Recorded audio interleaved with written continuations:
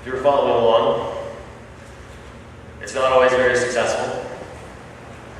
Being a Christian is not a guarantee of success in this world. Being a Christian does not guarantee that people will listen to you, that people will care, that people will want to hear anything about God's kingdom or about His healing. Being a Christian is not a guarantee of success.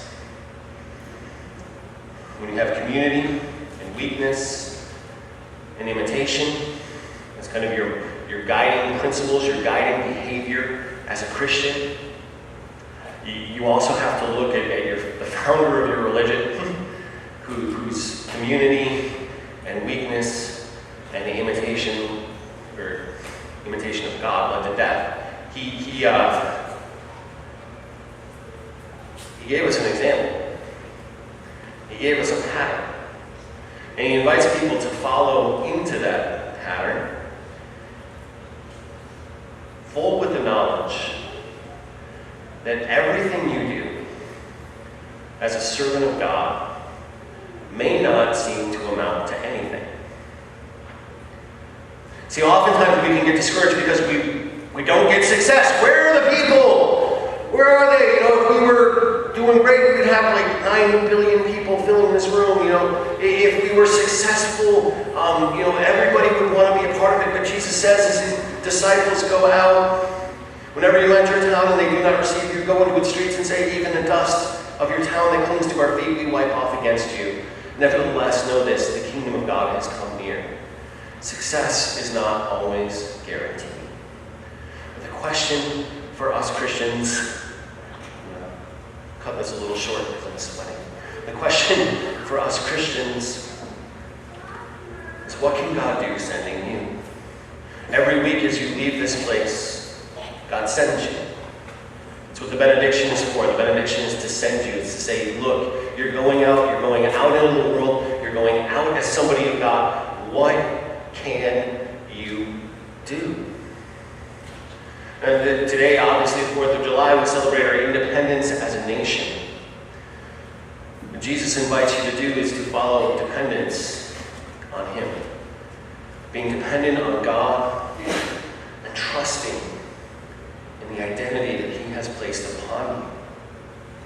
If you were to ask yourself this week, is what I'm doing, does what I'm doing show that I am dependent on God?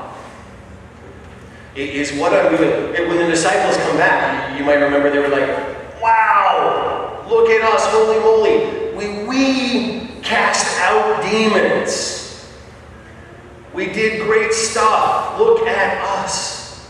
Jesus invites them to say, no, you were dependent on me.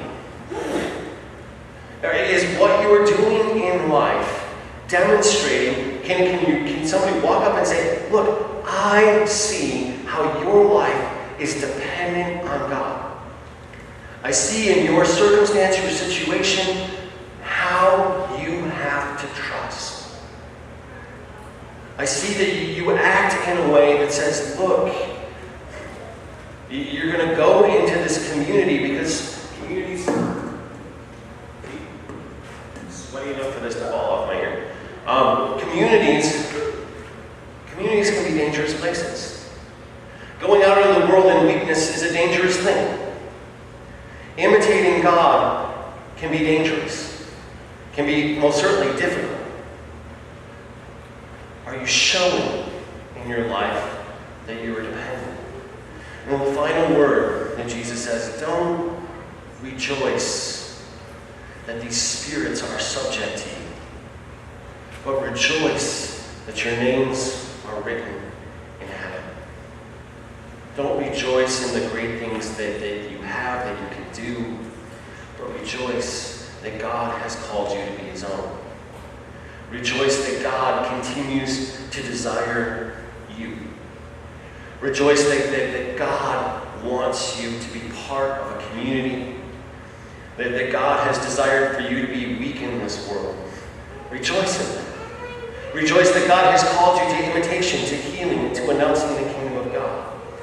This following Jesus is difficult. It goes against pretty much how we want to live.